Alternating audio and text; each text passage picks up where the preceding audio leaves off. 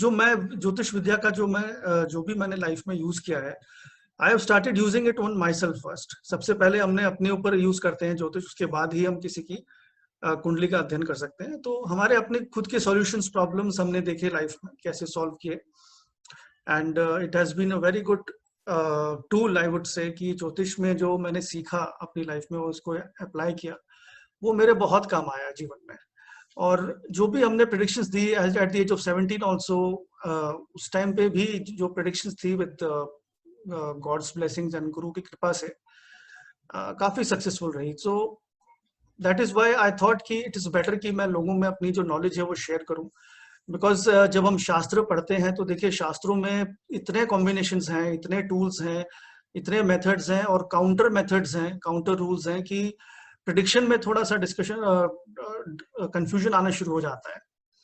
So that is the problem, and as a student वो बड़ा confusing हो जाता है। इनफैक्ट मैंने देखा है काफी लोगों ने जो ज्योतिष सीखते थे पहले, वो बीच में ही छोड़ के चले गए, because it is not making sense to them कि कुछ प्रिंसिपल्स उसको अप्लाई करते हैं, कुछ उसको कॉन्ट्राडिक्ट कर देते हैं।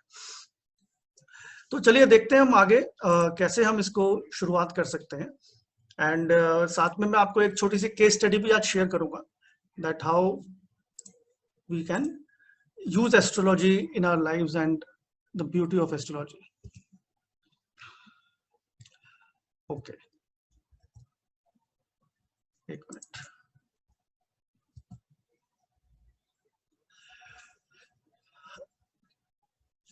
देखिए सबसे पहले ये चर्चा करते हैं आज कि ज्योतिष किसको सीखनी चाहिए।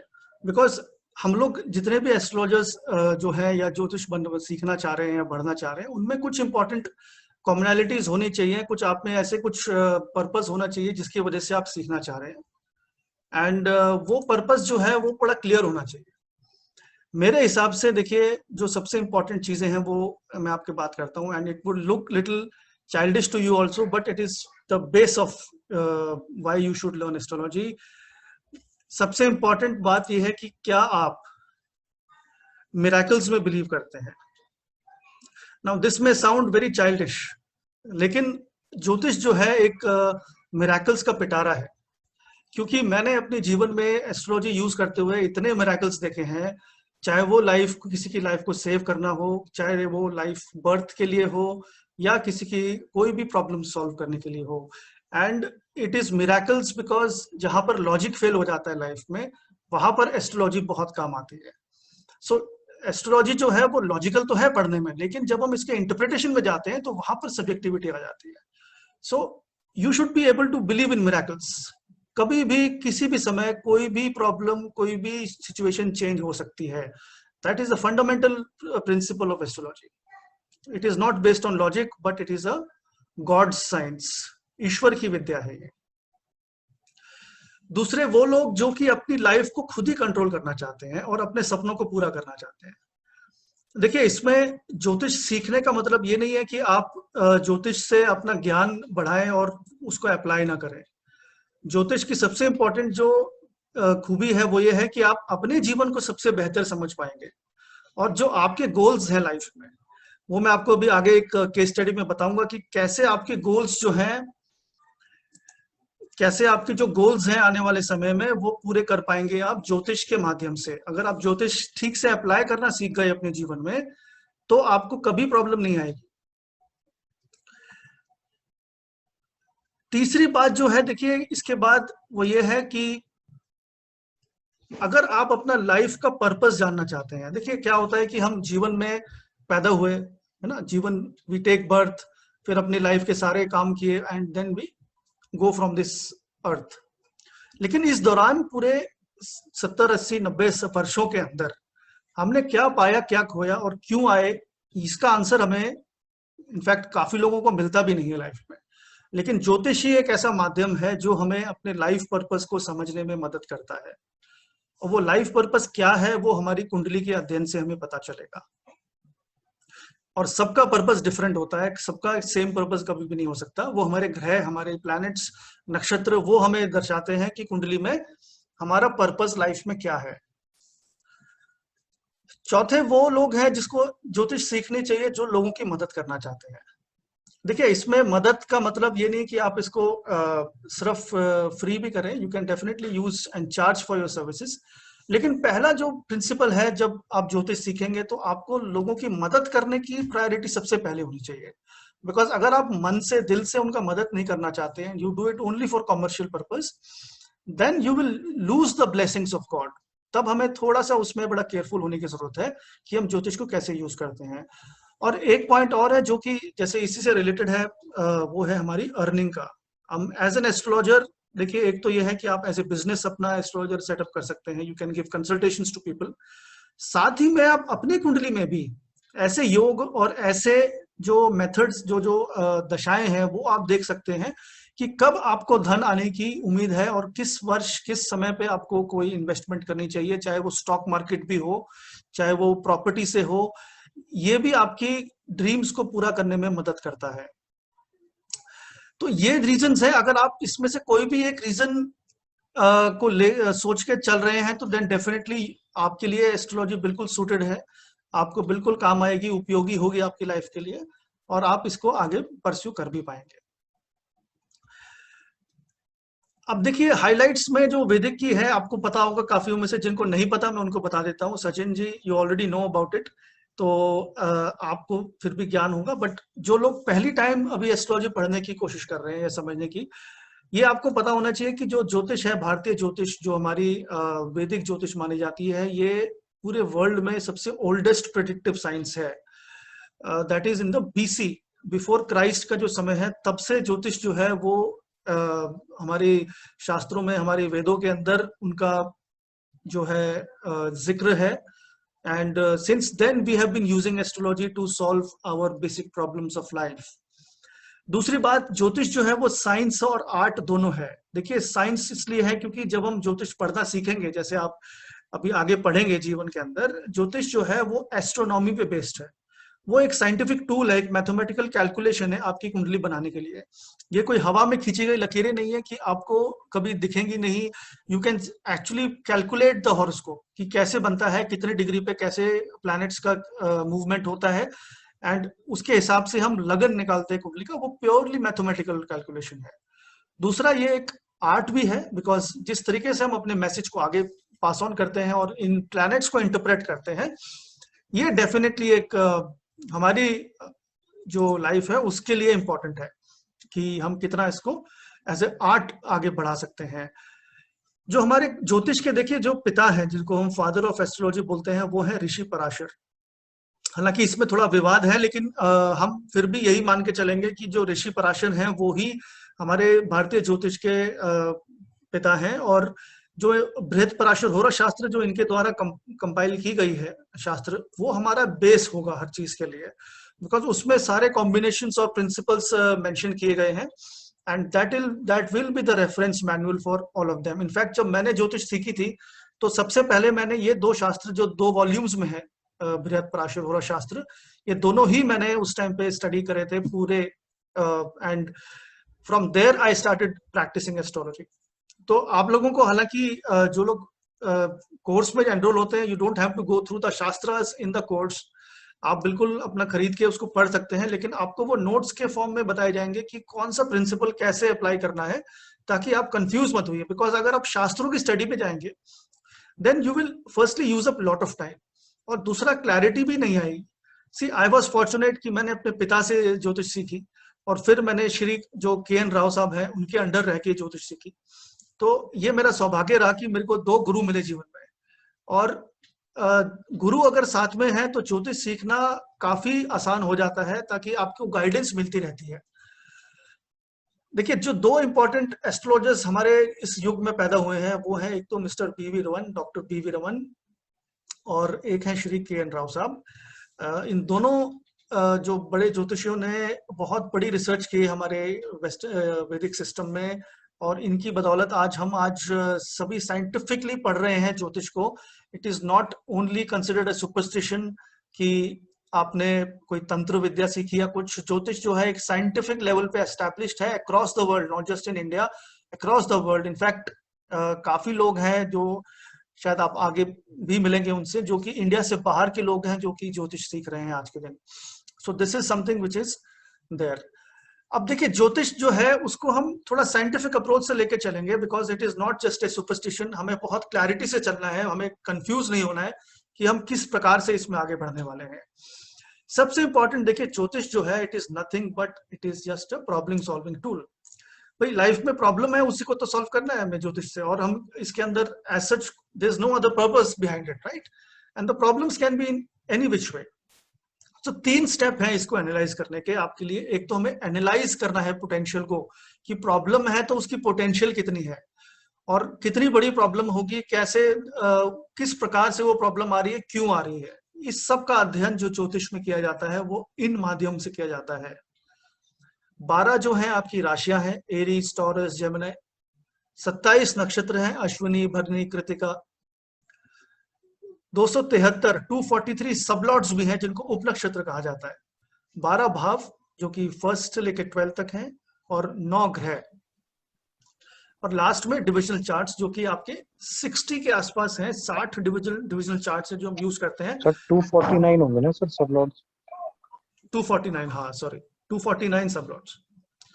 249 सबलॉट्स, 12 भाव, 9 प्लैनेट्स एंड डिविजनल चार्ट्स हैं आपके 60। तो इन्हीं ये आपके टूल्स हैं जिसकी वजह से आप ये इसको एनालाइज कर पाएंगे। ऑलराइट, और ये यहां पर ही सबसे बड़ी प्रॉब्लम है, क्योंकि जो इतना कुछ आपके पास इंफॉर्मेशन का जो सोर्स आने वाला है, 12 राशि और इतने डिविजनल चार्ट्स, इसको कंबाइन कैसे करना है वो सबसे बड़ा चैलेंज आपके लिए होगा as an astrologer, and that's where हम लोग मिलके इसको सॉल्व कर सकते हैं। So this is something that you have to see. दूसरा है, एक बार प्रॉब्लम आपने पकड़ ली, आइडेंटिफाई कर ली, तो वो होगी कब, that is the second part. इसमें भी देखिए दशा सिस्टम सबसे इंपॉर्टेंट है। विमशोत्री दशा इज द मोस्ट इंपॉर्टेंट दशा that I have seen working in my life. सबसे एक्यूरेट रिजल्ट्स आते हैं। योगिनी चर दशा के भी रिजल्ट्स काफी एक्यूरेट आते हैं, लेकिन उनको हर समय इस्तेमाल नहीं करना विमशोत्री के साथ। कुछ स्पेसिफिक इश्यूज में ही उनको इस्तेमाल करना है, जैसे कि चाइल्ड बर्थ के टाइम पे। ओके, चाइल्ड बर्थ एक ऐसी सिचुएशन है कई बार विमशोत्री दशा के अंदर, क्योंकि प्लैनेट्स का कंजंक्शन, एस्पेक्ट, वो सब हमें देखना होता है, तो कई बार टाइमिंग में थोड़ा सा उसमें फर्क आ जाता है। योगिनी और चर दशा जो है, और जो कारकास हैं जेमिनी के कारकास, उनको अगर हम यूज करें हम सर्टेन कुछ सिचुएशंस में, वहां पर ये बहुत पॉजिटिव रिजल्ट्स देते हैं। और दूसरी जो है हमारी गोचर या ट्रांजिट की पद्धति है, जिसमें हम डबल ट्रांजिट जो है शनि और बृहस्पति का, वो यूज करते हैं, एंड फिर चंद्रमा का ट्रांजिट भी यूज करते हैं। साथ में नक्षत्रों को भी हम मैप करते हैं ताकि डेली बेसिस पे हम प्रेडिक्शंस भी एनालाइज कर सकें। तीसरा पार्ट जो ज्योतिष का है वो है प्रॉब्लम सॉल्विंग, और ये है वो टूल्स जिसके थ्रू हम प्रॉब्लम सॉल्विंग करेंगे, जिसको हम रेमेडीज भी बोलते हैं। Mantras, gemstones, donations, fasting, vastu, और कुछ प्रैक्टिकल स्टेप्स लाइफ में जो आपके डिसीजंस के रिलेटेड है। अगर आप डिसीजन सही टाइम पे लें, और कैसे लें, कब लें, उससे भी बहुत फर्क पड़ता है हमारे ग्रहों के इफेक्ट्स के ऊपर। चलिए अभी हम ये देखते हैं कि जो भी हमारी एस्ट्रोलॉजी है वो पूरी सिस्टम, यूनिवर्स, कैसे एस्ट्रोलॉजी के माध्यम से हम समझ पाएंगे।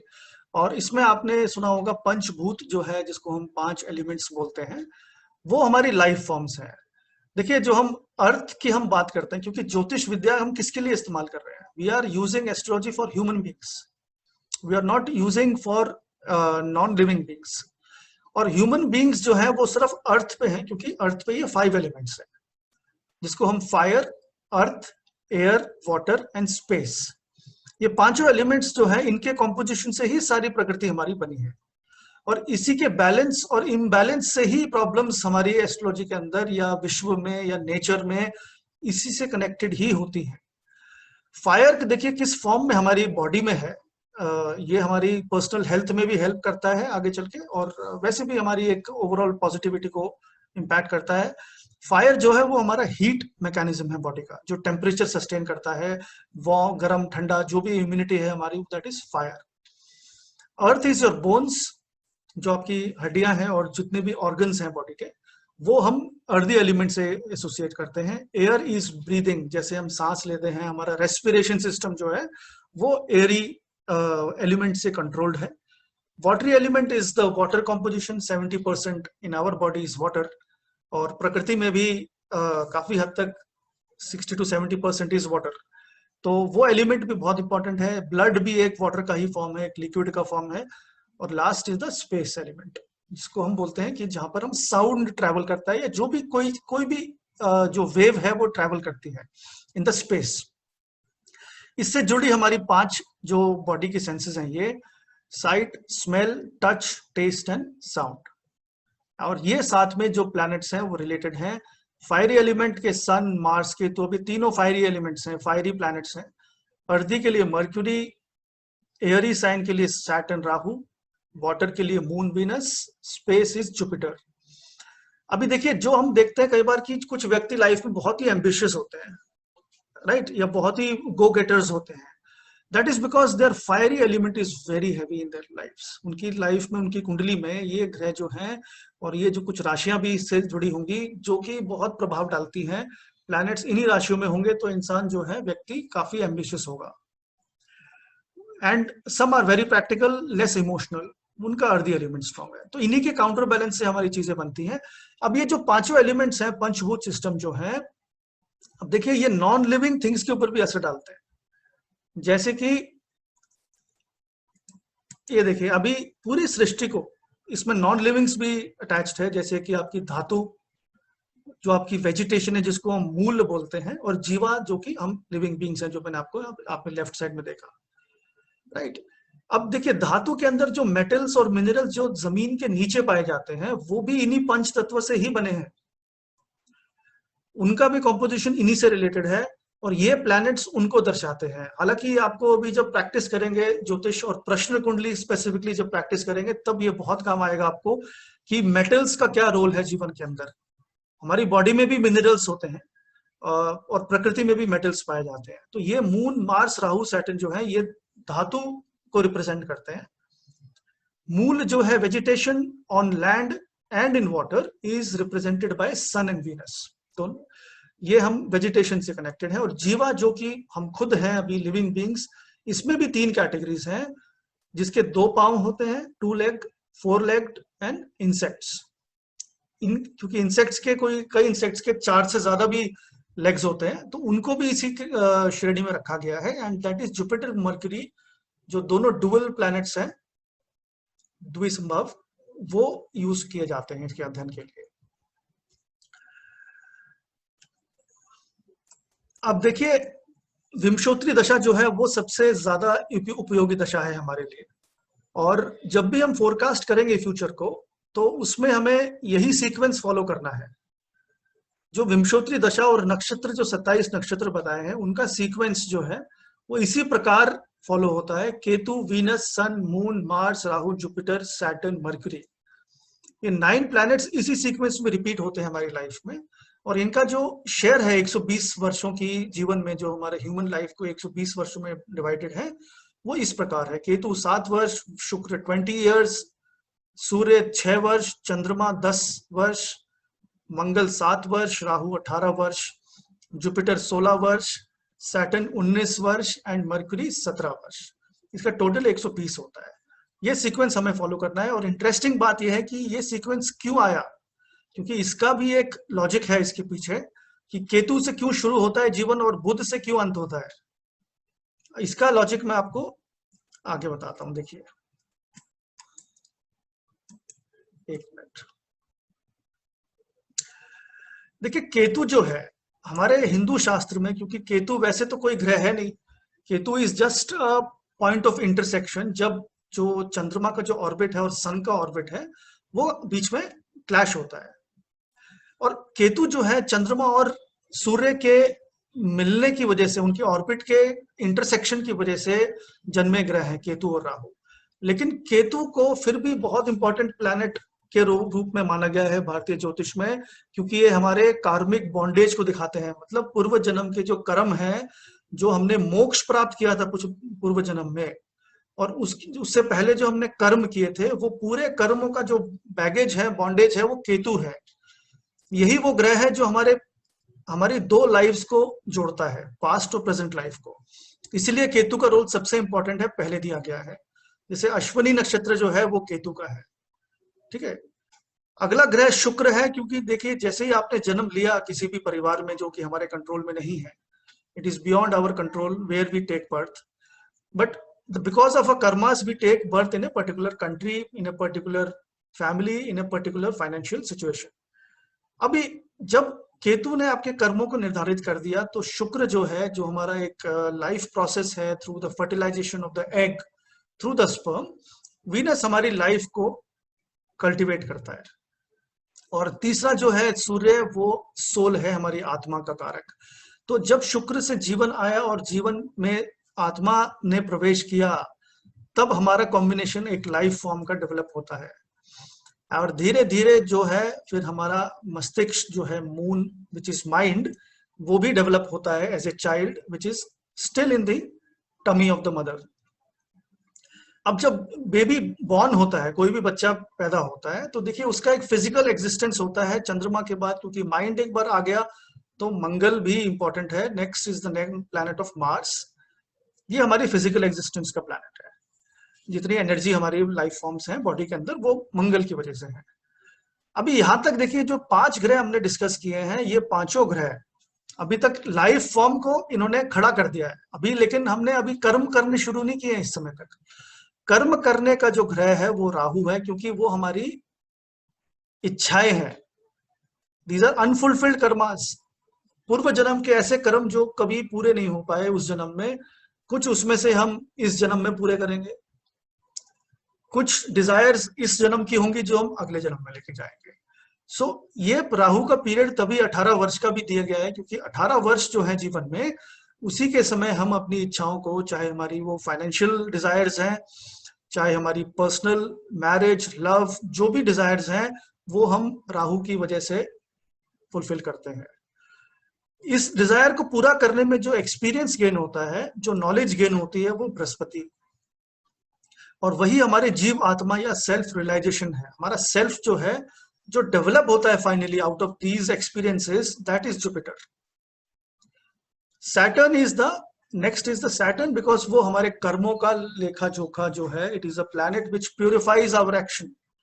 आपने सुना होगा 67 या शनि की महादशा। ये समय हमारी लाइफ में क्लीनिंग के लिए है। हमारे जो कर्म है उसको पूरा इवैल्यूएशन के साथ हमारे सामने रिजल्ट्स मिलेंगे। तो ये उन कर्मों के लिए शनि ही प्रधान ग्रह हैं। और आखिरी ग्रह जो है, जो मैंने बताया कि बुध से क्यों जीवन अंत होता है, क्योंकि the ultimate purpose of human life is to have the highest form of consciousness. हमें पूरे जीवन की समझ आ जाए, इंटेलिजेंस डेवलप हो जाए, that is the best form of human intelligence, and that is Mercury. तो ये सीक्वेंस इस वजह से फॉर्म होता है, एंड इट इज इंपॉर्टेंट कि ये चीज आपको भी पता होनी चाहिए। देखिए, इस प्रकार का कुंडली दिखती है जिन लोगों को, आप में से जो ज्योतिष अभी नहीं जानते हैं, तो मैं उनको भी ये बता रहा हूँ कि देखिए, इस प्रकार से कुंडली आपकी नॉर्थ इंडियन स्टाइल में देखी जाती है। साउथ इंडियन का अलग है, ईस्टर्न वेस्टर्न इंडिया सबका अलग अलग तरीका है उसको कुंडली बनाने का, बट मेजरली हम इसी को यूज करते हैं, क्योंकि नॉर्थ इंडियन स्टाइल है। This is most commonly used and also South Indian, both are equally used. देखिए, इसमें जो पहला घर होता है, ये वाला, ये लग्न है। मतलब ये आप खुद है, आपने बर्थ लिया ना, ये आपकी बॉडी है, दिस इज योर बॉडी। और ये आपके भाव एंटी क्लॉकवाइज काउंटिंग बनती है। यहाँ से पहला, दूसरा, तीसरा, चौथा, पांचवा, छठा, सातवां, आठवां, नवां, 10वां, 11वां, 12वां, ये 12 घर से पूरे एक आपकी हॉरोस्कोप या लाइफ का निर्माण है। देखते हैं, देखिए इसमें ये कैसे बना त्रिकोण और कैसे ये घर बने हैं, एक बार ये भी आपको पता होना चाहिए, बिकॉज एस्ट्रोलॉजी के अंदर कोई भी चीज इलॉजिकल नहीं है। वो दूसरी बात है, शायद हमें उसका रीजन नहीं पता, लेकिन जितना हम रिसर्च करेंगे, जितना हम उसको ऑब्जर्व करेंगे चीजों को, हमें आइडिया हो जाएगा कि कोई चीज क्यों ऐसी बनाई गई है।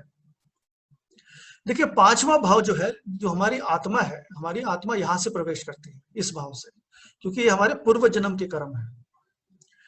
पूर्व जन्मों की कर्म की वजह से हम कहीं पे एक लाइफ फॉर्म डेवलप करते हैं। केतु का जो मैंने आपको रोल बताया, यहां से देखिए अभी जो लाइफ फॉर्म है, ये माता का भाव है, चौथा भाव। यहां से होते हुए a person takes birth. Okay, तो ये आपका लग्न है। अब आपकी ये फिजिकल बॉडी है आपकी। अब इस जन्म के जो कर्म है वो आप इस बॉडी की वजह से करेंगे, और ये बॉडी कनेक्टेड है आपके कर्म क्षेत्र से, ये आपके कर्मों का भाव है 10th हाउस। यहां से होते हुए आप अपना भाग्य स्थान में पहुंचेंगे, जो कि आपके आगामी कर्म होने वाले हैं, अगले जन्म को, जो आगे जन्मों में कर्म ट्रांसमिट होंगे वो यहां तक होके जाएंगे। So this is the trine, the trikona of your life. सबसे इंपॉर्टेंट भाव ये 3 भाव हैं, 1, 5, 9। बेसिक एस्ट्रोलॉजी में आपको इस चीज से बिल्कुल डिवेट नहीं होना है कि ये तीनों घर जो हैं वो हमेशा सपोर्ट करते हैं, और कहाँ नहीं सपोर्ट करते हैं वो हम थोड़े से आगे लेवल पे, एडवांस लेवल पे सीखेंगे। बट बेसिक ऑफ एस्ट्रोलॉजी में ये आपको मान के चलना है कि ये तीनों भाव जो हैं हमारे लिए एक ईश्वर का वरदान है। साथ में देखिए, जब हमारा कर्म अब कैसे मेंटेन होते हैं लाइफ में, ये हमारी खुद की बॉडी है, यहाँ ये केंद्र भाव माने गए। 1, 4, 7, 10 एंगल्स हैं, देखिए स्क्वायर्स बने हुए, दीज आर एंगल्स। चौथा भाव हमारी माता का, हमारी हैप्पीनेस का है। तो सबसे पहले तो हम अपनी खुशी को ढूंढते हैं लाइफ में। ये बॉडी जो आई है अपनी खुशी को ढूंढने के लिए आई है, और अपनी खुशी को ढूंढने के लिए ये कर्म अभी करेगी। इसके बाद देखिए ये आपका विवाह का है, पब्लिक लाइफ का है, आपकी पब्लिक परसेप्शन का भाव है, और ये आपका कर्मों का भाव है। ये साइकिल ऐसे ही चलती रहेगी। ऑलराइट, इसके बाद जो आपकी एनर्जी एक्सिस बनती है कुंडली में, हमने देखा 1, 5, 9 और 1, 4, 7, 10, ये हमने 2 पहले अभी देखे। तीसरा जो आपका त्रिकोण बनता है वो 3, 6 और 11 का बनता है लाइफ में। तीसरा भाव जो है आपकी डिजायर्स का भाव है। जो भी इच्छाएं आपकी पूरी होनी चाहिए या उत्पन्न होती हैं वो तीसरे भाव से होती हैं, और ये त्रिकोण मिलता है छठे भाव में जाके, जो कि आपकी एंगर, गुस्सा, ईर्ष्या, वो सब छठे भाव से है। और ये तीसरा भाव जो है 11वां, जो आपका लोभ, ग्रीड, इच्छा पूर्ति, ये सब आपस में कनेक्टेड है। इस तीनों भाव को बोला जाता है त्रिषडाया भाव। तीनों हाउसेस बहुत इंपॉर्टेंट है। कोई भी हाउस कुंडली के अंदर नेगेटिव या पॉजिटिव रोल प्ले कर सकता है, आगे चल के हम देखेंगे उसको। लेकिन ये बेसिक्स ऑफ एस्ट्रोलॉजी बिल्कुल क्लियर होने चाहिए, नहीं तो हम लोग आगे बिल्कुल भी डेवलप नहीं हो सकते। और इसके बाद जो चौथा जो हमारा त्रिकोण बनता है वो दूसरे, 8वें और 12वें का त्रिकोण है। ये एनर्जी एक्सिस है। दूसरा भाव हमारे एक्यूमुलेशन का भाव है। जो भी हम जीवन में अर्जित करते हैं, चाहे वो धन है, चाहे हमारी वैल्यूज हैं, चाहे हमारी विद्या का जो भी एक्यूमुलेटेड नॉलेज है, वो सेकंड हाउस है आपका। Accumulated money also is second house. और इस मनी को डिस्ट्रॉय करने का भाव जो है इससे बिल्कुल ऑपोजिट भाव, जो कि 8 नंबर लिखा है, ये 8वां भाव। और 8वां भाव is also related to 12th house. 12th house is loss, is moksha. तो 8वां और 12वां भाव स्पिरिचुअल रोल भी प्ले करता है।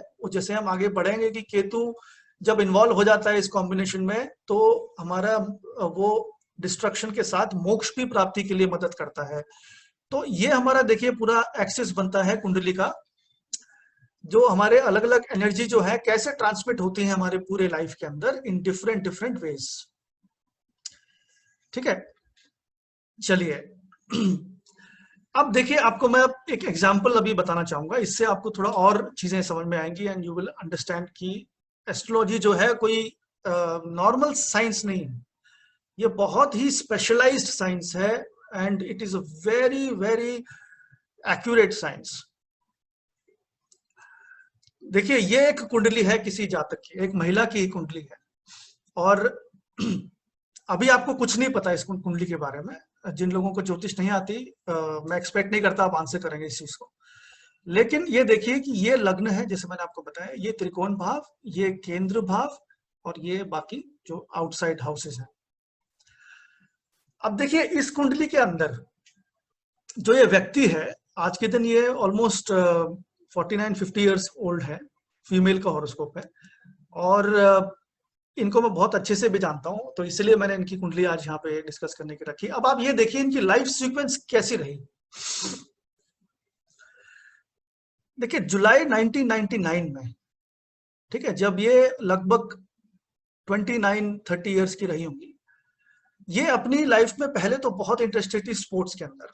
बहुत इंटरेस्टेड थी खेलने में, और अपना बाकी जो खेलने के शौक थे, एडवेंचरस शौक थे, इनको बहुत थे लाइफ में।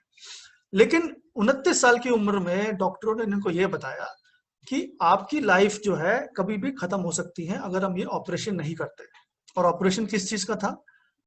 एक ट्यूमर का ऑपरेशन था, जो कि उनकी स्पाइनल कॉर्ड, जो जो हमारी रीढ़ की हड्डी होती है, उसमें एक ट्यूमर उत्पन्न हो गया था और वो ट्यूमर निकालना था।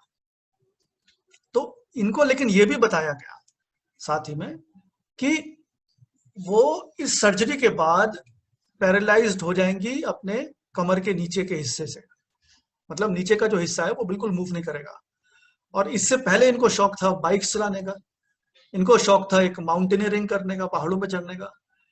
एंड इनको ये बताया गया एक 29 साल की उम्र में, जो कि एक पीक एज मानी जाती है किसी भी करियर के लिए या किसी भी बड़े लेवल पे आगे बढ़ने के लिए, इस समय पे इनको ये बताया गया कि सर्जरी के बाद वो चल नहीं पाएंगे। ठीक है, लेकिन यही महिला 2012 में पद्मश्री से इनको रिकॉग्नाइज किया गया। 2016 में इन्होंने रियो पैरालंपिक्स के अंदर सिल्वर मेडल जीता इन शॉट पुट, और ये भारत की सिर्फ एकमात्र महिला है ये जिन्होंने ये इन्होंने हासिल किया है। अभी ये ट्रांसफॉर्मेशन क्या है बताइए, इसको हम लॉजिकली कैसे देखें? There is no logic to this, because जो हमने डिस्कशन शुरू किया था, हमने ये देखा था कि सबसे इंपॉर्टेंट है मिराकल्स। अगर आप मिराकल्स में बिलीव नहीं करते तो एस्ट्रोलॉजी में आने का कोई फायदा नहीं है, क्योंकि ज्योतिष जो है वो कभी भी कुछ भी बदल सकती है आपकी लाइफ में। और ये ट्रांसफॉर्मेशन कैसे आया इनकी लाइफ में, अब आप देखिए इसके ज्योतिषीय रिजल्ट्स, ज्योतिषीय रीजंस क्या थे। और इनका एक पॉइंट और मैं बताना भूल गया यहाँ पर, कि राजीव गांधी खेल रत्न अवार्ड भी इनको 2019 में मिला है। आई थिंक आप में से कुछ लोग समझ भी गए होंगे मैं किसकी बात कर रहा हूँ, but I will not like to name her because of confidential reasons. लेकिन ये कुंडली जो है ये मेरे द्वारा अध्ययन की गई है। अब आप ये देखिए, जब इनको ये लाइफ थ्रेटनिंग डिसीज हुआ सर्जरी का, और जब इनको पैरालिसिस हुआ फाइनली 1999 में, राहु की महादशा इनकी चल रही थी। और ये अप्रैल 2008 तक, राहु जैसे मैंने बताया आपका लाइफ में 18 वर्ष का पीरियड होता है, और 18 वर्ष जो है हमारे जीवन में बहुत लंबा वर्ष समय होता है। अब आप ये देखिए, राहु जो है हाउस ऑफ डिस्ट्रक्शन में है इनके, जो मैंने आपको अभी त्रिकोण दिखाए थे पीछे, 8वां भाव जो है राहु का भाव जिसमें है, राहु ने इनको इतने चैलेंजेस दिए लाइफ के अंदर कि इनका जो हौसला था बिल्कुल पस्त हो गया इन राहु दशा। और राहु की दशा इनकी 2008 तक थी। तो आप सोचिए कि इनको कितना संघर्ष करना पड़ा होगा, नॉट जस्ट अपने एम्बिशंस को लेके, बट एक चलने से लेके खाना खाने तक, अपने फैमिली को, बिकॉज ये मैरिड भी हैं, इनके हस्बैंड भी, बच्चे, सब कुछ मैनेज किया इन्होंने, but still she was able to win these titles and India को रिप्रेजेंट किया at the all Paralympics. And India में भी हाईएस्ट लेवल जो ऑनर मिलता है स्पोर्ट्स के अंदर इनको मिला। अब देखिए मिरेकल जिसकी हम बात कर रहे थे, मई 2008 से इनकी बृहस्पति की महादशा शुरू हो गई। देखिए अगर कोई इनको, अगर आप इनको कंसल्टेशन के लिए आपके पास आते 1999 में, तो हम इनको क्या बोलते जीवन में, कि राहु की महादशा के अंदर तो लाइफ में पूरा खतरा ही खतरा है। लाइफ राहु जो है बहुत डिफिकल्ट फेज दिखाता है। राहु देखिए मंगल से दूषित है कुंडली के अंदर, मंगल जो है एस्पेक्ट कर रहा है राहु को, और शनि की राशि है, तो शनि जो है देखिए इसके डिस्पोजिटर बोलते हैं जिसको, वो भी नीच राशि में है, बट है 10th हाउस में। तो कर्म तो करवाया बिल्कुल, लेकिन बहुत ऑब्स्टेकल्स दिए। ये देखिए दूसरी बात, जो 2nd और 8th एक्सिस होता है कुंडली के अंदर, 2nd और 8th एक्सिस होता है ना, ये हमारी कमर के नीचे का हिस्सा होता है, वेस्ट के नीचे का। और देखिए यहाँ पर जब भी एफ्लिक्शन होगी इतने ग्रहों की, शनि की और राहु, शनि का नहीं है बट मंगल राहु केतु का है, इसी वजह से इनको स्पाइन की प्रॉब्लम आई and she has been paralysed. But look at the beauty of astrology, जब इनकी जुपिटर की महादशा स्टार्ट हुई 2008 में, तो इनका जीवन पूरा परिवर्तित हो गया। She got so many awards, क्योंकि इन्होंने हार नहीं मानी। देखिए लग्नेश 3रे भाव में है, house of daring, risk, never say die attitude. और इसकी वजह से जैसे ही जुपिटर ने किस्मत ने पलटी खाई, शी गॉट दीज अवार्ड्स। 2008 में जुपिटर की दशा आई थी, 2010 में एशियन गेम्स में इनको 4 अवार्ड मिले, जैवलिन, डिस्कस थ्रो, 2012 में पद्मश्री मिला, 2016 में पैरालंपिक सिल्वर मेडल, 2019 में राजीव गांधी खेल रत्न पुरस्कार। तो अब ये देखिए, ये मिराकल नहीं है तो और क्या है। और ये एस्ट्रोलॉजी के अंदर जस्टिफाइबल है, क्योंकि हमने ये ऐसी कितनी कुंडलियां देखी हैं कि जब भी महादशा बदल जाती है, जीवन ही बदल जाता है इंसान का। So this is how we need to see the power of astrology. सिर्फ छोटी मोटी लाइफ की प्रॉब्लम्स डिस्कस करने के लिए astrology is very powerful tool. हमें लाइफ के पर्पस को देखना है, हमें लाइफ के हमारी एग्जिस्टेंस को पहचानना है, हमारे ड्रीम्स को फुलफिल करना है, and that is the power of astrology. और देखिए जुपिटर की जो दशा है इनकी, Jupiter is such a good planet for her. इनके भाग्येश हैं, और साथ में जो शुक्र है 11वें भाव के इच्छा पूर्ति के भाव से चौथे भाव में कनेक्टेड। चौथा भाव जब जुपिटर वीनस से जब भी पॉजिटिव एस्पेक्ट्स होते हैं, चौथा भाव is the highest honour from the state, from the government. So ये इनको मिला है अपने जीवन में, and that's the beauty of astrology. अब देखिए एक चीज और जानते हैं कि हमारे कॉम्बिनेशंस क्या हैं, क्योंकि आप में से जो भी लोग सीरियस हैं ज्योतिष सीखने के लिए, तो उनके लिए ये इंपॉर्टेंट जानना है कि उनकी कुंडली में कैसे कॉम्बिनेशंस हैं, कि वो एस्ट्रोलॉजी को कितना समझ पाएंगे, कितना उसको यूज कर पाएंगे, और कितना वो अपने जीवन में आगे बढ़ पाएंगे। तो आपकी कुंडली में देखिए क्या ऐसे कॉम्बिनेशंस हैं। जो ज्योतिष के ग्रह हैं, 3 प्रमुख ग्रह। देखिए वैसे तो सारे 9 के 9 ग्रह ही कहीं ना कहीं कंट्रीब्यूट करते हैं हमारी लाइफ में कोई ना कोई स्किल सेट के लिए, लेकिन जो प्राइमरी हाउस प्लैनेट्स हैं वो ये 3 हैं, मरकरी, केतु, जुपिटर। ये तीनों प्लैनेट्स ज्योतिष विद्या से संबंधित हैं सीधा सीधा। बुध जो है, मरकरी, ये आपकी एनालिसिस का पावर है, जैसे मैंने बताया हाईएस्ट फॉर्म ऑफ कॉन्शियसनेस। अगर मरकरी अच्छा है आपकी कुंडली में और स्ट्रांग है, तो आप ज्योतिष विद्या में बहुत आगे बढ़ सकते हैं, क्योंकि आपकी जो अंडरस्टैंडिंग होगी ना वो बहुत ही अच्छी होगी, आप कंफ्यूज नहीं होंगे। You will be able to interpret everything very clearly, scientifically also. Ketu जो है वो हमारे मोक्ष का कारक है, स्पिरिचुअलिज्म का, और ज्योतिष में भी इसका डायरेक्ट रोल है, क्योंकि अगर केतु कहीं एक्टिवेटेड नहीं है कुंडली में, तो कहीं ना कहीं हम ज्योतिष प्रॉपर कंप्लीट नहीं कर पाएंगे। और तीसरा प्लैनेट जुपिटर है, जो हमारी वैल्यूज, ज्ञान का कारक है। तो ये तीनों प्लैनेट्स जब आपकी कुंडली में अच्छे होंगे, और कुछ जो मैं आगे बताने जा रहा हूँ कौन से ऐसे प्रिंसिपल्स हैं, अगर वो आपके में है तो आप जरूर ज्योतिष विद्या में आगे बढ़ जाएंगे। देखिए जो इन तीनों प्लैनेट्स का जो संबंध है वो इन भावों में कहीं ना कहीं होना चाहिए। दूसरा भाव जो है आपकी वाणी का है, क्योंकि ज्योतिष का काम पहली बात तो यही है कि किसी को काउंसल करना, किसी को अपने वाणी से कोई प्रॉब्लम का सॉल्यूशन देना। और वाणी में जब सरस्वती का निवास हो, तो इंसान की जो प्रिडिक्शंस हैं ईश्वर की कृपा से वो भी सही आती हैं। अगर आपने खुदा ना खास्ता कभी गलत कुंडली पे भी प्रिडिक्शन दे दी, क्योंकि कई बार हो जाता है कि हमने जल्दी में टाइम ऑफ बर्थ गलत डाल दिया या ईयर ऑफ बर्थ ही गलत डाल दिया, लेकिन ईश्वर का साथ रहा, दूसरे भाव के में अगर अच्छी आपकी ग्रह स्थिति रही ना, तो ईश्वर वहां पर भी आपको सही भविष्यवाणी ही करवाएगा, कभी गलत नहीं हो सकते आप उस समय पे। दूसरा भाव जो है 5वां भाव, जो आपकी नॉलेज का है, कोई भी एजुकेशन लेनी है 5वां भाव जरूर एक्टिव होना चाहिए। 8वां भाव आपकी ज्योतिष विद्या का भाव है, कि जितनी भी ऑकल्ट साइंसेस हैं, तंत्र, मंत्र, स्पिरिचुअलिज्म, विद्या, इससे रिलेटेड जो है वो सब 8वें भाव से कनेक्टेड होनी चाहिए। 10वां भाव आपके कर्मों का है, क्योंकि जब तक ये भाव एक्टिवेट नहीं होंगे तो ज्योतिष के अंदर कर्म नहीं कर सकते as an astrologer. So 10th house must be involve, and 12th house is house of your moksha और स्पिरिचुअलिज्म।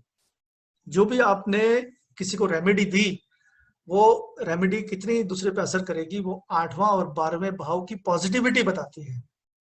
8वां भाव 12वां भाव नेगेटिवली एफ्लिक्टेड नहीं होना चाहिए, उससे आपकी प्रिडिक्शन, रेमेडीज जो खासकर हैं वो असरदार होंगी। तीसरी चीज जो आपने देखनी है, जो आपकी कुंडलियों में जो ये राशियां हैं, जो मैंने साइन लिखा है, चौथा, 8वां और 12वां। चौथा जो है हमारा कर्क राशि है, Cancer sign. 8 is your Scorpio या वृश्चिक राशि, 12 इज योर पाइसेस और मीन राशि। ये तीनों राशियां जो हैं इन्वॉल्व होनी चाहिए आपकी कहीं ना कहीं इन सभी कॉम्बिनेशन में। या तो मरकरी इनमें से किसी राशि में आ जाए, केतु किसी राशि में आ जाए, जुपिटर इनमें से किसी राशि में आ जाए, और मरकरी केतु जुपिटर इन किसी भाव से कनेक्टेड हो जाए। जितने ज्यादा कॉम्बिनेशंस इसमें आपके बनेंगे कुंडली के अंदर, उतने स्ट्रॉन्ग आपके इंटरेस्ट और अंडरस्टैंडिंग होगी एस्ट्रोलॉजी के ऊपर, and you will be able to give counselling and help to people. अब देखिए, जैसे मैंने बताया, सेकंड हाउस स्पीच का है, 5वां भाव विद्या, 8वां भाव, और मरकरी जुपिटर, जब भी मरकरी जुपिटर साथ में हो कुंडली में, तब भी आदमी की प्रिडिक्टिव एबिलिटी बहुत अच्छी होती है। और यही कॉम्बिनेशन अगर हम नेक्स्ट वाले में देखें, अगर मरकरी जुपिटर के भाव में है या जुपिटर मरकरी के भाव में है, तब भी इंसान व्यक्ति जो है विद्या ज्योतिष विद्या में निपुणता हासिल करता है, प्रिडिक्शंस बहुत स्ट्रांग होती हैं उनकी।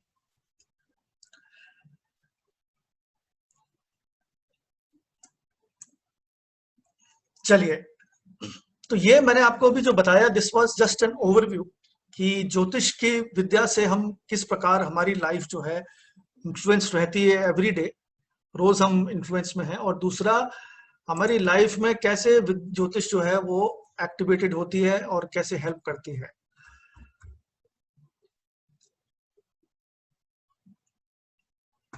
चलिए, अगला मैं आपको एक आपको मैं I think I will take you through the course also, और मैं आपको एक बार बता देता हूँ कि यहाँ पे किस प्रकार के कोर्सेज हमारे पास हैं और what is the way I am teaching. देखिए, हमारी जो क्लासेस है, हमारे कोर्सेज हैं, वो 3 प्रकार के कोर्सेज हैं, ठीक है। और उसके बाद आपके जो भी प्रश्न हो अगर आपके, तो you can ask me, I will quickly just take you through the courses, and फिर आप अपने कुछ प्रश्न हैं तो पूछ सकते हैं। देखिए, बेसिक लेवल का कोर्स है, एडवांस लेवल का कोर्स है, और एक क्रैश कोर्स है जो बेसिक्स पे ही है। बट क्रैश कोर्स जो है वो उन व्यक्तियों के लिए है जिनको अपनी जो नॉलेज है वो 1 महीने के अंदर ही पूरी करनी है, which is very difficult actually.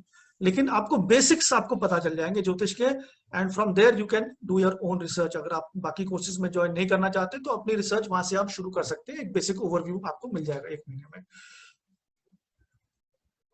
जो हमारे कोर्सेज है, देखिए, जो मेरा टीचिंग स्टाइल है वो मैं आपको थोड़ा बता देता हूँ। मेरा जो इसमें फोकस रहेगा वो ज्यादातर रहेगा एप्लीकेशन पे, क्योंकि देखिए, जो एकेडमिकल पार्ट है, मैथमेटिकल एस्ट्रोलॉजी का पार्ट है, वो जो इश्यूज हैं वो तो हम लोग बुक्स में भी पढ़ सकते हैं, वो आपको नोट्स के द्वारा भी कवर हो जाएंगे।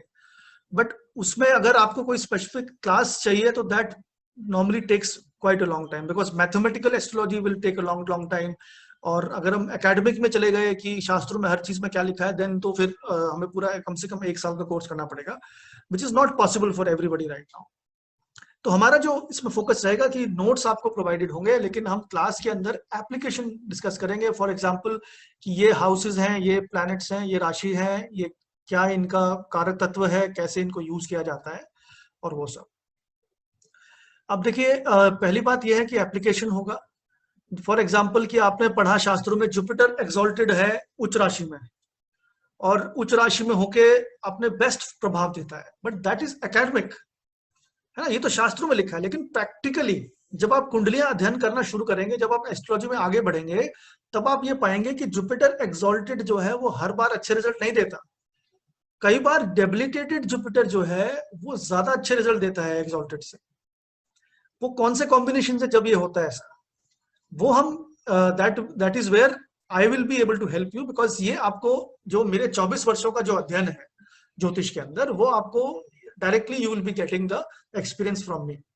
सो ये आपको एक काफी हेल्प हो जाएगी। अदरवाइज आप इसमें ही भटकते रह जाएंगे कि उच्च राशि में कौन सा ग्रह है, नीच राशि में कौन सा है, कौन सा मूल त्रिकोण साइन में है, you will be lost in this. So I don't want कि आप अपना टाइम वेस्ट करिए एकेडमिकल पार्ट पे। हम लोग पूरी नॉलेज आपको देंगे, I will give you every knowledge, but उसको यूज कैसे करना है वो हमारा इसमें सबसे बड़ा टारगेट रहेगा। साथ में देखिए, आपको नोट्स प्रोवाइडेड हो जाएंगे। कोई भी क्लास शुरू होगी तो पहले 10 मिनट में उस क्लास के अंदर जो पिछली क्लास में पढ़ाया गया उसका रिवीजन होगा, और लास्ट के 15 मिनट में उस क्लासेस के बारे में जो आज पढ़ाया गया उसका डिस्कशन होगा, डाउट्स होंगे, आपके क्वेश्चन से क्लैरिफिकेशंस। साथ ही में हर टॉपिक पे, जब भी हम कोई टॉपिक पढ़ेंगे, फॉर एग्जाम्पल एजुकेशन पढ़ेंगे, चाहे मैरिज पढ़ें, चाहे हम हेल्थ पढ़ें, कोई भी टॉपिक जो हमारा इंपॉर्टेंट है उस पर आपको केस स्टडी बताई जाएगी, और ये केस स्टडीज वो हैं जो कि मेरे खुद की पर्सनल क्लाइंट्स हैं या फिर जिनको मैं पर्सनली जानता हूँ। बिकॉज ये वो टाइम ऑफ बर्थ नहीं है जो आपको इंटरनेट में मिलते हैं, एंड बिकॉज वो टाइम ऑफ बर्थ बिल्कुल एक्यूरेट नहीं होते। सो हमें एग्जाम्पल्स उन्हीं के स्टडी करने हैं जिनकी लाइफ में एक्चुअली में कोई घटना घटित हुई है। साथ ही में I will also give you homework, जहां पर जो भी आपको पढ़ाया गया है वो आप उस पर रिविजन भी करिए उस चीज का, और उसको अपने अप्लाई भी करिए अपनी लाइफ में। मतलब चाहे आपके रिलेटिव्स हों, चाहे आपके फ्रेंड्स हों, फैमिली मेंबर्स हों, उनकी कुंडलियों में वो कॉम्बिनेशन स्टडी करिएगा, क्योंकि जितना मेहनत मैं आपके साथ करूंगा उतनी मेहनत आप लोगों को भी करनी होगी। Otherwise you will never be able to move fast in this course. और तीसरी बात यह है कि मैं आपको नेक्स्ट बात यह है कि मैं टेस्ट भी आपको दूंगा कुछ समय पे आगे चल के, जब हम प्रिडिक्टिव साइड में एंटर हो जाएंगे तो आप खुद ही प्रिडिक्ट करेंगे कि इस आदमी के लाइफ इवेंट्स किस प्रकार रहे होंगे, and I will definitely guide you, but आप खुद मुझे प्रेडिक्ट करके बताएंगे। एक व्हाट्सएप ग्रुप जो है वो हम सेटअप करेंगे, जो आपकी डेली डिस्कशन या ब्रेनस्टॉर्मिंग या कोई रिसर्च का कोई पॉइंट है उस पर आपको एक्टिव रखेगा। अगर आपकी कोई क्लास मिस हो जाती है then you will also get the recording of that same.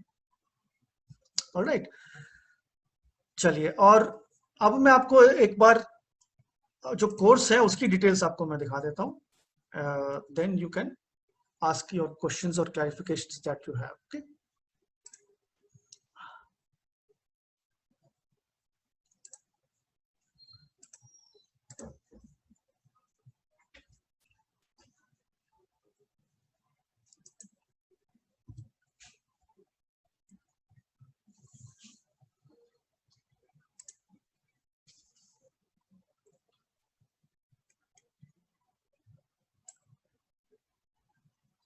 देखिए, ये हमारा बेसिक कोर्स है,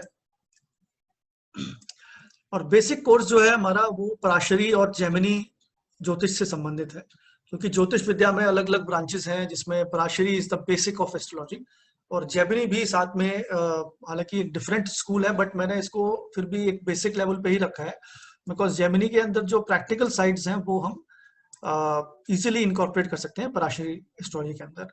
तो पहला टॉपिक देखिए, एस्ट्रोलॉजी एंड एस्ट्रोनॉमी जो है, ठीक है, इन टॉपिक्स के अंदर हम ज्यादा समय नहीं वेस्ट करेंगे, हम लोग इसको क्विकली नोट्स के थ्रू पढ़ेंगे, और मैं एक बेसिक ओवरव्यू आपको दे दूंगा इसका कि एस्ट्रोनॉमी में किस प्रकार से ये पूरी कैलकुलेशंस होती हैं, और कैसे हम ज़ोडिएक में इनको लोकेट करते हैं प्लैनेट्स को। हिस्टोरिकल एवोल्यूशन ऑफ ज्योतिष is something which is again notes is sufficient. Houses, अब देखिए यहाँ से हमारा बेसिक लेवल स्टार्ट होता है, जो हमारे कुंडली में 12 भाव हैं उनके बारे में पढ़ना, क्या उनकी कैरेक्टरिस्टिक्स हैं, क्या सिग्निफाई करते हैं, क्या कारकास हैं, और ये काल पुरुष कुंडली भी आपको मैं समझाऊंगा कैसे इसको देखा जाता है, और हाउसेस की जो सिग्निफिकेशन, जो कारका है, वो इसी से कनेक्टेड बनते हैं। अगर आप ये काल पुरुष कुंडली समझ गए तो आप इजीली समझ जाएंगे आपके हाउसेस में कैसे कौन सा पार्ट कवर होता है। फिर आपके प्लैनेट्स, और प्लैनेट्स के अंदर जो टेक्निकल पार्ट है, जैसे देखिए एक ग्रह जैसे चंद्रमा है, उसका क्या रोल है लाइफ में, वो कब स्ट्रांग होता है एक्सॉल्टेशन, कब कमजोर हो जाता है, कब पॉजिटिव रहता है, कब कमजोर कंबशन में हो जाता है। Combustion is basically the eclipse of that planet, और कब वो मित्र भाव में है, कब शत्रु के भाव में है, ये सब हम प्लैनेट्स के बारे में पढ़ेंगे, और किस कुंडली में किस लगन के लिए कौन सा प्लैनेट पॉजिटिव है, कौन सा नेगेटिव, ये सब चीजें हम स्टडी करेंगे। फिर नेक्स्ट टॉपिक होगा राशि, और हमारे जितने भी ज़ोडिएक साइंस हैं वो भी बहुत इंपॉर्टेंट है, वो कैसे जीवन में काम करते हैं हमारे, और उनके कौन कौन से ग्रह, कौन कौन से राशियां ओन करते हैं। फिर है हमारे योगास, कैसे योग होते हैं, जो सूर्य, कुछ योग हमारे सूर्य से बनते हैं, कुछ चंद्रमा से बनते हैं, कुछ लगन से बनते हैं, और कुछ योग जैसे धन योग, राजयोग, मंगल दोष, और ये जितने भी इस टाइप के योग हैं वो हम स्टडी करेंगे। और उसकी इंपॉर्टेंस, अगेन मैं इस बात को एम्फेसाइज करना चाहूंगा कि देखिए, मैं एकेडमिक पार्ट पे नहीं जाऊंगा इसमें, क्योंकि एकेडमिकली जो लिखा गया है शास्त्रों में और जो प्रैक्टिकली देखा गया है उसमें कहीं ना कहीं डिस्क्रिपेंसी है, और डिस्क्रिपेंसी इसलिए है क्योंकि शायद हमारा अध्ययन अभी कम है, एक जन्म कम पड़ेगा जीवन में शायद ज्योतिष सीखने का, लेकिन जो हमें आज के दिन प्रैक्टिकल एक एक्यूरेट प्रिडिक्शन करनी है, 80 to 90% एक्यूरेट प्रिडिक्शन, उसके लिए ये नॉलेज जो है हमारे पास सफिशिएंट है। सो ये योगा भी है। फिर डिविजनल चार्ट्स हैं, इसमें हम ये देखेंगे कि उसको अप्लाई कैसे करना है। फॉर एग्जाम्पल अगर हम करियर स्टडी कर रहे हैं किसी का, तो हम स्ट्रेट अवे D10 पे आएंगे, दशांशा चार्ट पे, और लगन से और दशांशा के कॉमनैलिटीज को स्टडी करेंगे, कोरिलेशन करेंगे कि कौन से प्लैनेट पॉजिटिव हो गया, कौन सा कमजोर हो गया वहां पर। और गोचर भी इसमें इंटरप्रेट किया जाता है डिविजनल चार्ट के अंदर, ट्रांजिट्स, वो भी एक इंपॉर्टेंट एस्पेक्ट है जो हम आगे करेंगे। अष्टक वर्ग एंड सर्वष्टक वर्ग, दिस इज समथिंग, ये मैथमेटिकल पार्ट है, लेकिन इसमें कुछ ट्रांजिट्स के अंदर बहुत अच्छे से यूज किया जाता है इसको भी हम स्टडी करेंगे। षडबल कैलकुलेशन, ये भी एक कैलकुलेशन है जिसमें पता चलता है कि कौन सा प्लैनेट आपकी कुंडली में सबसे स्ट्रांग है, कौन सा वीक है, और ये एक प्रॉपर मैथमेटिकल टूल है जो आप सॉफ्टवेयर्स में देख सकते हैं। इट्स वेरी इजी, बट मैं आपको एक बार इसका ओवरव्यू भी दे दूंगा। दशा पद्धति कैसे हम टाइम करते हैं, जैसे हमने अभी प्रेजेंटेशन में देखा कि 3 प्रकार की दशाएं हैं, विंशोत्तरी दशा, चर दशा और योगिनी दशा। इन तीनों को हमें यूज करना है प्रेडिक्शंस के लिए। और अगला है ट्रांसिट, जिसमें हम चंद्रमा से भी यूज करते हैं इसको, एसेंडेंट जो लग्न है वहां से भी यूज करते हैं। इसमें अधिकतर देखिए कंफ्यूजन है ज्योतिषियों के अंदर भी, क्योंकि उनको कई बार हमें ये समझ नहीं आता कि कहाँ से यूज करें। लेकिन इसमें एक बहुत ही बेसिक प्रिंसिपल ये है कि सारे ट्रांजिट जो है वो चंद्रमा से नहीं लिए जाते हैं। कुछ ट्रांजिट्स ही हमें चंद्रमा से लेने हैं, बाकी ट्रांजिट्स हम लगन कुंडली से लेंगे। तो ये भी एक मिथ्या है जो कि हर बार हम चंद्र कुंडली को ही ट्रांजिट के लिए यूज करें, वो ऐसा नहीं है। हम उसको will use it for the purpose of prediction, है ना। ओके, फिर है रीडिंग ए हॉरोस्कोप। आप यहां तक जब एक बार समझ जाएंगे तो you will be able to understand कि एक कुंडली को कैसे पढ़ा जाता है, कैसे रीड किया जाता है, उसके क्या जो रूल्स ऑफ जजमेंट है और कैसे एनालाइज करना है। तो वो आपको यहां तक आके समझ में आ जाएगा। जब ये लेवल क्रॉस हो जाएगा, then we will introduce something which is called prashna kundli या हॉररी मेथड ऑफ प्रेडिक्शन। ये वो मेथड है जिसमें अगर आपने आपसे किसी व्यक्ति का कोई सपोज करिए टाइम ऑफ बर्थ नहीं पता उनको, तो उस टाइम ऑफ बर्थ ना पता होने की वजह से भी आप वो टाइम जिस समय पे सवाल पूछा गया है वो उस टाइम पे की कुंडली बना के हम उसका आंसर कर सकते हैं। और आपको मैं ये बता दूं कि प्रश्न कुंडली जो है, it is one of the most accurate methods of prediction. अगर ज्योतिष आपको सीखनी है, अगर आपको ज्योतिष सीखनी है तो ये जो हॉररी मेथड है ना प्रश्न कुंडली का, यहां से आपको इतनी एक्यूरेट प्रेडिक्शंस मिलेंगी कि that you will be surprised. क्योंकि हमारे पास यहाँ पे टाइम बहुत बहुत एक्यूरेट है। बाकी केसेस में क्या होता है कि कई लोगों के टाइम हमारे पास सही नहीं होते, वो उनको पता होता है कि उनकी हॉस्पिटल का टाइमिंग है, बट कई बार क्या होता है 5, 7, 10 मिनट हमें पीछे करना पड़ता है समय को, या 5 मिनट आगे भी करना पड़ता है, तो उसमें थोड़ा प्रेडिक्टेबिलिटी वीक हो जाती है हमारी accuracy. But here in horary कुंडली यहाँ पर कोई हमारे पास एस्केप नहीं है। This is a beauty of astrology that यहाँ पर आपकी predictions can go up to 95% accurate. Then we have the varshphal, जो कि आपका एक एनुअल हॉरोस्कोपी है, जिसमें हम हर वर्ष हमारे लिए कैसे जाएगा जन्मदिन से ये कैलकुलेट कर सकते हैं। एंड ये भी एक इसमें समझ आ जाएगा। मुहूर्त, मुहूर्त भी बहुत इंपॉर्टेंट चीज है। देखिए इसमें कब कोई कार्य करना चाहिए, कब नहीं करना चाहिए, जॉब एप्लीकेशन कब देनी चाहिए, कब नहीं, ज्योतिष पढ़ने का मुहूर्त क्या है, और क्या कहते हैं बाकी चाइल्ड बर्थ का भी मुहूर्त हम इसमें निकाल सकते हैं, when to conceive. So these are important parameters जो मुहूर्त में हम यूज करेंगे। And last is the Jaimini part, जो कि जेमिनी एस्ट्रोलॉजी है, जिसमें हम कारकास देखेंगे। इसके जेमिनी में कारकास जो है वो डिफरेंट है पराशरी एस्ट्रोलॉजी से, लेकिन ये हम दोनों को मर्ज कर सकते हैं। पराशरी एस्ट्रोलॉजी को जब जेमिनी के सिस्टम से पढ़ते हैं तो एक्यूरेसी बढ़ जाती है, क्लैरिटी आनी शुरू हो जाती है। तो यहाँ पर हम चर दशा यूज करेंगे प्राइमरीली, और उसके प्रिंसिपल थोड़े अलग हैं, सो वहां पे हम इसको अलग से कुछ क्लासेस के अंदर कवर कर लेंगे। सो this is the basic course जो हम लोग अभी आगे करेंगे। और साथ ही में मैं आपको कुछ व्यक्तियों को, जो अगर आप लोग में से कोई एडवांस के लिए भी इंटरेस्टेड है, तो मैं I will just help you also understand that course. क्योंकि एडवांस कोर्स देखिए जो है, दैट इज मोस्टली प्रेडिक्टिव। इसमें सारा प्रेडिक्टिव ही है, क्योंकि इसमें हम ज्यादा एकेडमिक पार्ट पे नहीं जाएंगे, और इसमें हम कृष्ण मूर्ति पद्धति और नक्षत्र नाड़ी को भी इंक्लूड करेंगे। मतलब जो पहले पढ़ा है हमने पराशर और जेमिनी, उसके साथ साथ हम इन 2 ब्रांचेस को भी इंक्लूड करेंगे। और इसमें हम देखिए स्पेसिफिक लाइफ इवेंट्स को प्रेडिक्ट करेंगे, education, litigation, property, purchase of vehicle, health, travel, career, marriage, children, longevity and remedies. Remedies जो है वो आपके बेसिक कोर्स में भी होगी और यहाँ पर भी रेमेडीज हैं। यहाँ पर थोड़ी एडवांस लेवल रेमेडीज होंगी क्योंकि हमारे पास ये कृष्णमूर्ति पद्धति और नक्षत्र नाड़ी मेथड से भी हम रेमेडीज को अप्लाई कर सकते हैं। So this is the method. और देखिए इसमें एजुकेशन में भी कितने क्लियर हमारे पास कॉम्बिनेशंस हैं कि कब किसी व्यक्ति की कोई एजुकेशन होगी ही नहीं। कई बार हम देखते हैं कुंडली एजुकेशन माता पिता पूछने आते हैं आपके पास कि मेरा बच्चा जो है कितना पढ़ेगा, कितना इसकी एजुकेशन होगी, तो हम पराशरी एस्ट्रोलॉजी से इतना कई बार आंसर ठीक से नहीं दे पाते क्योंकि हमारे पास वो रिसर्च करने का समय नहीं है। लेकिन आप लोगों के पास, सिंस आप सीखेंगे तो आपके पास टाइम होगा इस समय पे, so you can do research and I will give you principles also कैसे देखना है। बट केपी एस्ट्रोलॉजी के अंदर ये हमारे पास बड़े क्लियर कट फॉर्मूलाज हैं कि किस कॉम्बिनेशन को देखने से हमें पता चलेगा कि इसकी एजुकेशन क्या रहेगी, कैसे रहेगी। सिमिलरली लिटिगेशन, अब कई कुंडलियों में कोई व्यक्ति पूरे जीवन में कभी लिटिगेशन में नहीं फंसता, लेकिन कुछ कुंडलियां ऐसी आती हैं जहां पर वो व्यक्ति पूरे जीवन भर लिटिगेशन के अंदर इन्वॉल्व रहता है, सब कुछ लुटा देता है लिटिगेशन के अंदर, लीगल मैटर्स में। तो वो क्यों होता है वो हम यहाँ से पढ़ेंगे। प्रॉपर्टी लेने का, सेल करने का क्या सही वक्त है वो भी हम यहीं से स्टडी करेंगे।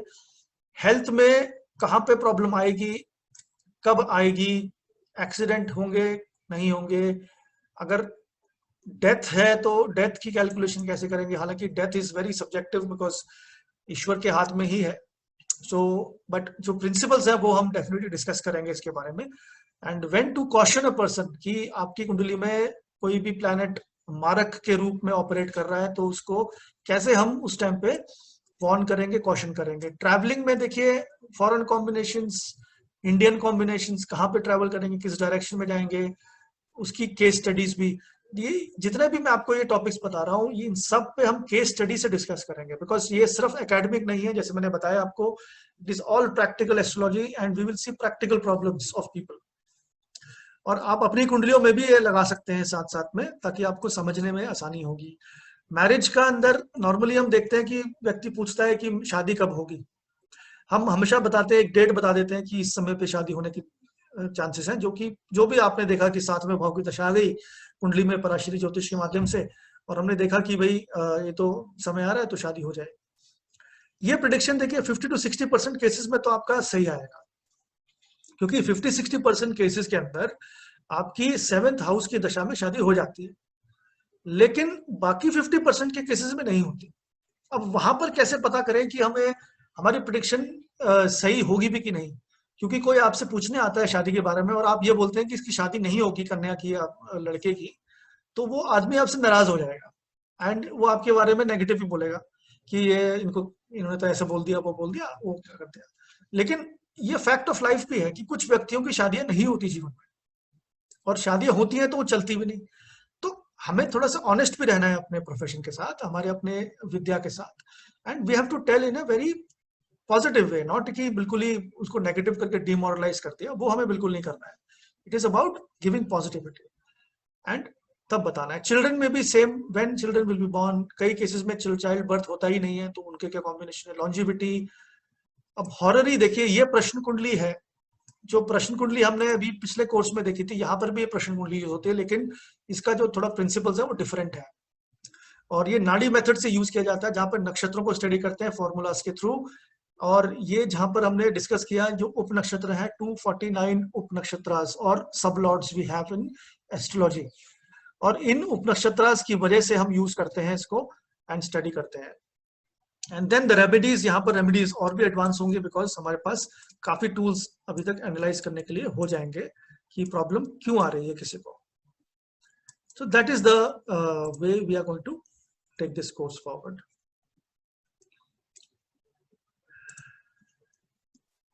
Right. और अंत में मैं आपको एक और बात बता देता हूँ। देखिए, आप कितना भी ज्योतिष आप पढ़ना चाहें, चाहे आपकी जब भी आपकी कुंडली में सही दशा हो आप तभी पढ़ेंगे, लेकिन ये ध्यान रखिएगा कि हम ज्योतिष को कभी नहीं चूज करते, ज्योतिष हमें चूज करती है। तो ये चीज हमेशा ध्यान रखना कि ईश्वर की कृपा है तभी आप ज्योतिष की फील्ड में आएंगे, और उस कृपा बरकरार रखने के लिए अपने कर्मों को, अपने उच्चारण को आपको काफी ध्यान रखना है। बिकॉज ईश्वर की कृपा जिस दिन नहीं रही तो आपकी सारे प्रिंसिपल्स तो सही रहेंगे पढ़ने के, लेकिन एक्यूरेसी कम होनी शुरू हो जाएगी। तो वो एक विद्या है ईश्वर की, तो उसमें हम अपने आप को भी एज अ पर्सन डेवलप करेंगे, ट्रांसफॉर्म करेंगे, ताकि हम जन कल्याण के लिए उस लेवल पे अपना कैरेक्टर को एस्टैब्लिश कर सके कि लोग हमारी बात सुने और हमारा इम्प्लीमेंट भी करें. So that is what I had to say. अगर आप में से किसी के कोई क्वेश्चंस हैं about anything, then I can answer them right now. आप पूछ सकते हैं, अपना माइक ऑन कर लीजिए और you can ask your question.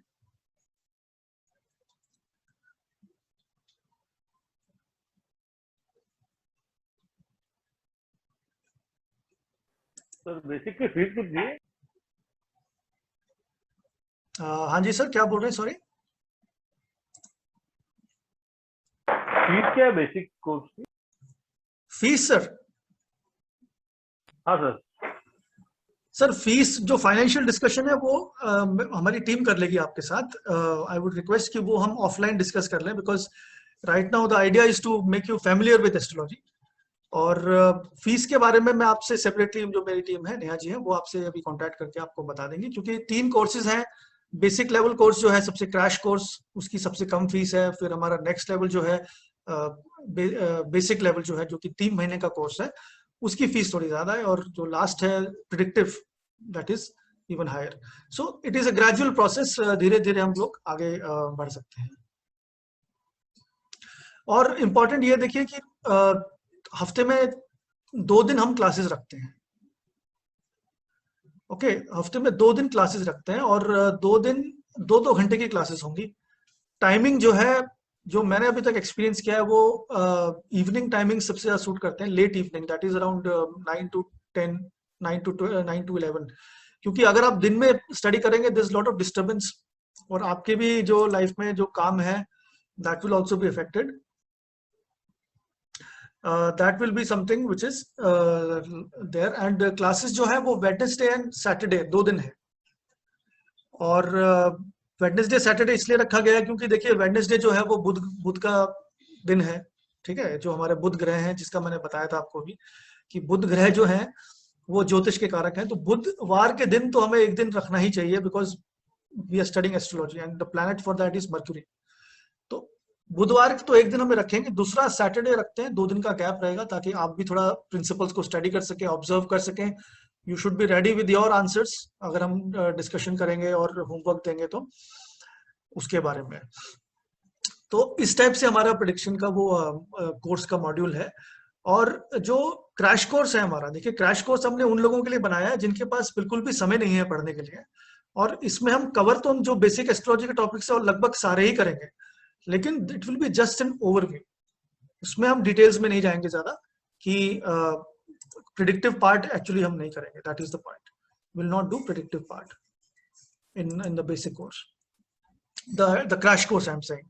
जो दूसरा बेसिक कोर्स है उसमें हम प्रिडिक्शन भी करेंगे, पूरी एकेडमिक नॉलेज भी होगी. I mean that is the best course, because उसमें आपकी सारी डाउट्स भी क्लियर हो जाएंगे. You will get to know how to predict also. So that is the basic course. All right.